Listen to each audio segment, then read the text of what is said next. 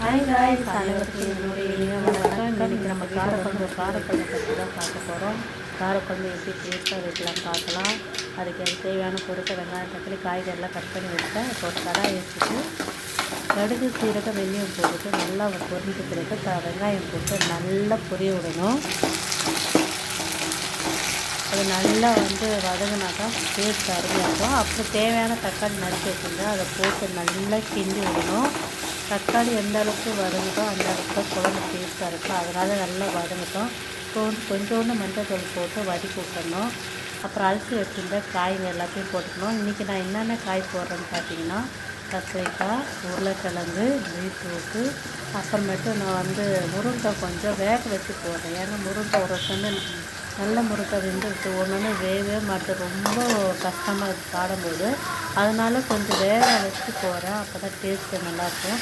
இப்போ நல்லா கடையில் போட்டு நல்லா ஒரு கிண்டி விட்டுடணும். கொஞ்ச நேரம் சிம்மில் வச்சு விட்டால் நல்லா வந்துடும் காய். சிம்மில் வச்சு விட்டுடலாம். அதுக்குள்ளே பாருங்கள், மழை அடித்து ஊற்றுது. நம்ம மழையை பார்க்க தான் சமையலை பார்க்க தான் தெரில, ரெண்டுமே ஜாலி தான். ஒன்று விட்டு ஒன்று பார்க்கறது கஷ்டமாகுது. பரவாயில்ல. இப்போ காய் நல்லா வதங்கிடுச்சு. கொஞ்சோண்டு மஞ்சள்தூள் போட்டுக்கலாம். போட்டு நல்லா கிண்டி விடுங்க. கொஞ்சம் போதும் மஞ்சள்தூள், ரொம்பவும் போட தேவையில்ல, ஸ்மெல்லு வரும். இப்போ மஞ்சள்தூள் போட்டு நல்லா கிண்டி விடுங்க. அந்த பச்சை வாசனை போகிற வரைக்கும் நல்லா கிண்டட்டும்.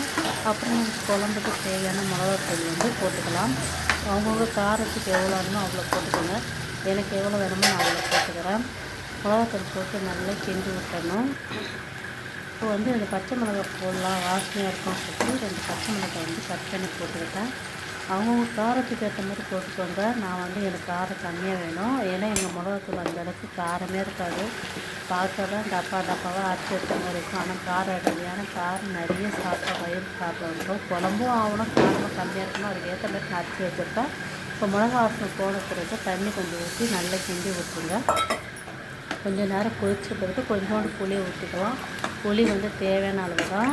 இப்போ நல்லா கிண்டி விடுங்க. ஏன்னா இந்த மிளகாத்தூள் ஊற்றிட்டு நல்லா கிண்டி ஊற்றி அதுக்கு தேவையான அளவு புளி எடுத்துக்கிறேன். இப்போ தண்ணி ஊற்றி கிண்ணத்தில் நல்லா கரைச்சி விட்டுக்கலாம். இப்போ நம்ம தேவையான அளவு கரைச்சி தான் குழம்புல ஊற்றி ஒரு கிண்டி விடுங்க. வாசனை பாருங்க, செம்ம வாசனை. அதாவது ஒரு காய் போடும் போதெல்லாம் இந்த ஸ்மெல்லு வராது.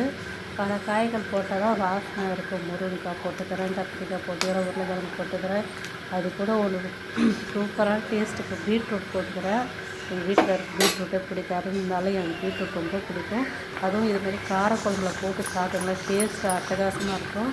எனக்கு இதுமாரி போட்டு சாப்பிடும்போது ரொம்ப பிடிக்கும். இன்றைக்கி என்ன சொல்ல போகிறா தெரியல, ஆனால் போட்டுட்டா வாசனை செம்ம அரவமாக இருக்குது. அவ்வளோதாங்க. குழம்பு நல்லா கொச்சி வந்துச்சு. இப்போ தேவையான மல்லித்தூள் போட்டுட்டு ஒரு கிண்டி விடுங்க. இந்த வாசனைக்கு நான் சொல்ல வார்த்தைகளே இல்லைங்க. பக்கத்தில் இருக்கிற எனக்கு தெரியும், உங்களுக்கு தெரியாது. நீங்களும் மறக்காமல் வீட்டில் இருந்து ட்ரை பண்ணி பாருங்கள். இது மாதிரி பல காய்கள் போட்டு செய்யுங்க. குழம்பு டேஸ்ட்டு அட்டகாசமாக இருக்கும்.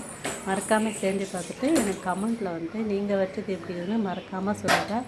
வீடியோ பிடிச்சிருந்தால் மறக்காமல் லைக் பண்ணுங்கள். ரொம்ப நன்றி. பாய்.